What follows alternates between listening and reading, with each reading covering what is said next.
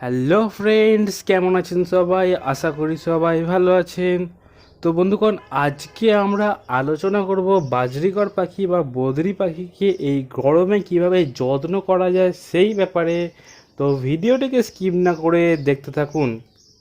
তবে প্রথমেই বলে দিই বন্ধুগণ, সকল প্রকার পাখি গরম সহ্য করতে পারে কিন্তু ঠান্ডা সহ্য করতে পারে না।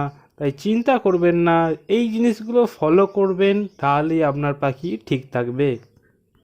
এক নম্বর হচ্ছে বন্ধুগণ, যদি আপনি আপনার পাখির খাঁচায় এই সময় হাঁড়ি টাঙিয়ে রেখে দেন এবং সেই হাঁড়িতে পাখিটি ডিম বা বাচ্চা না করে থাকে, তাহলে এক্ষুনি সেই হাঁড়িটা খুলে নেবেন, কারণ ব্রিড করলে গরমে পাখিদের ক্ষতি হয়।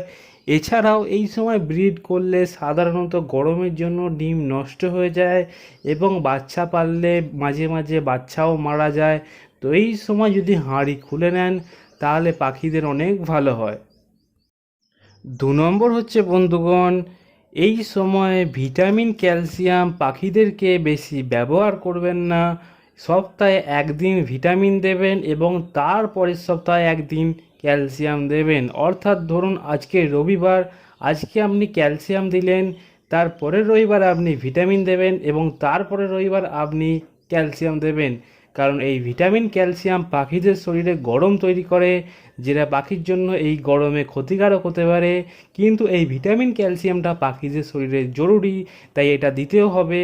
তো এইভাবে কম পরিমাণে দিলে, মাঝে মাঝে দিলে দুটোই বজায় থাকবে, পাখিরা গরমও হবে না এবং ভিটামিন ক্যালসিয়াম ঠিক মতন তারা পাবে। 3 নম্বর হচ্ছে বন্ধুগণ, পাখিদের স্নান করানো। অনেকে বলে থাকে একটা কৌটোতে জল ভরে সেটা স্প্রে করে পাখিদের স্নান করাতে। তবে এটা একদমই উচিত নয় বন্ধুগণ, এটা আপনি করতেও পারেন, কিন্তু পাখিদের নাক প্রচণ্ড পরিমাণে সেন্সিটিভ হয়ে থাকে, যার জন্য বাই চান্স সেখানে যদি জল চলে যায় পাখিটা রোগাক্রান্ত হয়ে যায় এবং কখনো কখনো মারাও যায়। আপনি যদি একটা বড় বাটিতে নিচে জল দিয়ে দেন, তারা যখন ইচ্ছা নিজের ইচ্ছা মতো নিচে নেমে স্নান করে নেবে। তাই বড় বাটিতে জল দেবেন, সেটাই যথেষ্ট। গায়ে বেশি জল দেওয়ার দরকার নেই, এটা জোর করে স্নান করানো হয়, তাই তাদের নিজের ইচ্ছা মতো স্নান করতে দেবেন, বড় বাটি জল দিলেই সেটাই যথেষ্ট। 4 নম্বর হচ্ছে বন্ধুগণ, সবুজ শাকসবজি। এই সময় পাখিদের রেগুলার সবুজ শাকসবজি দিতে হয় যাতে তাদের শরীর ঠান্ডা থাকে। আপনি তুলসী পাতা, দুব্বো ঘাস, কলমি শাক দিতে পারেন। এছাড়াও আপনি গাজর দিতে পারেন। যদি কেউ নতুন দিয়ে থাকেন, অর্থাৎ আগে কোনো দিন গাজর দেননি, সে প্রথমবার দিচ্ছেন, পাখিরা প্রথম প্রথম খেতে চাইবে না, আপনি 2-3 দিন দেবেন, তারপর তারা ঠিক খাবে। তবে দেওয়ার টেকনিক কুঁচো করে দেবেন না, কোনো একটা জিনিসে রেখে থেঁতো করে বেটে দেবেন, তাহলেই তারা বেশি পরিমাণে খাবে। আর ভুল করেও এই সময় পালং শাক দেবেন না, কারণ পালং শাক পাখিদের শরীরে ঠান্ডা তো করেই না, বরং গরম তৈরি করে, যার জন্য পাখিদের ক্ষতি হয়ে থাকে। আর এই তুলসী পাতাটা আপনি সপ্তাহে 3 দিন দেবেন, দুব্বো ঘাসটা 3 দিন দেবেন, তাহলেই হয়ে যাবে 6 দিন। আর মাঝে মাঝে কলমি শাক দিতে পারেন। তবে আপনার পাখি যদি এখন ব্রিডিং অবস্থায় থাকে, অর্থাৎ হাঁড়িতে বাচ্চা থেকে থাকে, তাহলে রেগুলার শাকসবজি ব্যবহার করার দরকার নেই, সপ্তাহে 3 দিন ব্যবহার করবেন, সেটাই যথেষ্ট।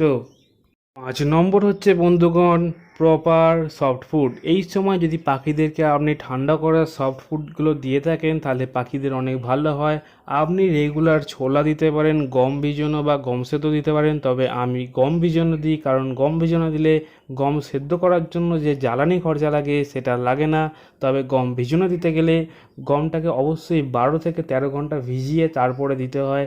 তাই আমি কি করি, সন্ধে 6টার সময় গম ভিজু দিয়ে দিই এবং পরের দিন 7টার সময় পাখিদেরকে দিয়ে থাকি। তো বুঝতেই পাচ্ছেন একটু বেশি সময় লাগে। এছাড়াও আপনি ভাত দিতে পারেন, তবে ভাত দিলে অবশ্যই দুপুরবেলা দেবেন। এবং এই তুলসী পাতা, দুব্বো ঘাস এগুলো আপনি দুপুরবেলা দেবেন, কারণ দুপুরবেলা পাখিদের একটু বেশিই গরম করে, সেই সময় এই জিনিসগুলো খেলে তাদের বডি ঠান্ডা থাকবে, যার জন্য দুপুরের তাপটা তাদের ক্ষতি করতে পারবে না। তাই দুপুরবেলায় এই ভেজিটেবলস এবং ভাতগুলো দেবেন। তবে ভাত রেগুলার দেবেন না, ভাত আপনি সপ্তাহে 2 দিন দেবেন, কারণ ভাত থেকে পাখিদের চর্বি হয়ে থাকে। তবে দেওয়ার দরকার আছে, কিন্তু নির্দিষ্ট পরিমাণে বেশি দেওয়ার দরকার নেই, কোনো জিনিসই পাখিদের জন্য বেশি ভালো নয় কম ভালো নয়, একটা নির্দিষ্ট অ্যাভারেজ থাকে, পরিমাণ থাকে। সেই পরিমাণে আপনি যদি পাখিদেরকে দিতে পারেন তাহলে পাখিদের সবসময় ভালো হয়ে থাকে। সপ্তাহে 2 দিন ভাত দেবেন, সেটাই যথেষ্ট, বেশি দেবেন না, চর্বি হয়ে যাবে। 6 নম্বর হচ্ছে বন্ধুগণ প্রপার ভেন্টিলেশন, অর্থাৎ সঠিক পরিমাণে হাওয়া যাতায়াত। আমি আগে অনেক ভিডিওতে বলেছি যে শীতকালে উত্তর দিকটা অবশ্যই চাপা দিয়ে রাখবেন, কিন্তু গ্রীষ্মকালে উত্তর দিকটা অবশ্যই খুলে রাখবেন, কারণ উত্তর দিকের হাওয়াটা ঠান্ডা হয়ে থাকে আর এই গ্রীষ্মকালে সেটা পাখিদের জন্য একটু লাভজনক হয়ে উঠবে, তাই উত্তর দিকটা অবশ্যই খুলে রাখবেন। এবং সকাল 8:30 থেকে 9টার মধ্যে পাখিদেরকে এমন একটা আড়াল দিয়ে দেবেন যাতে রোদ না আসে এবং হাওয়াও যাতায়াত করতে পারে। তো এটুকুই ছিল ভিডিওটা, আশা করছি আপনাদের ভালো লেগেছে। ভালো লাগলে অবশ্যই লাইক আর সাবস্ক্রাইব করে দিন, আর এরকম ভিডিও পেতে গেলে সাবস্ক্রাইব করার সাথে সাথে পাশে বেল আইকনটি প্রেস করে অল বাটনে ক্লিক করে দিন। আর কিছু জানতে হলে কমেন্ট করুন, আর যাদের বন্ধুদের পাখি যাতে অবশ্যই শেয়ার করুন। তো আজ পর্যন্তই, ধন্যবাদ।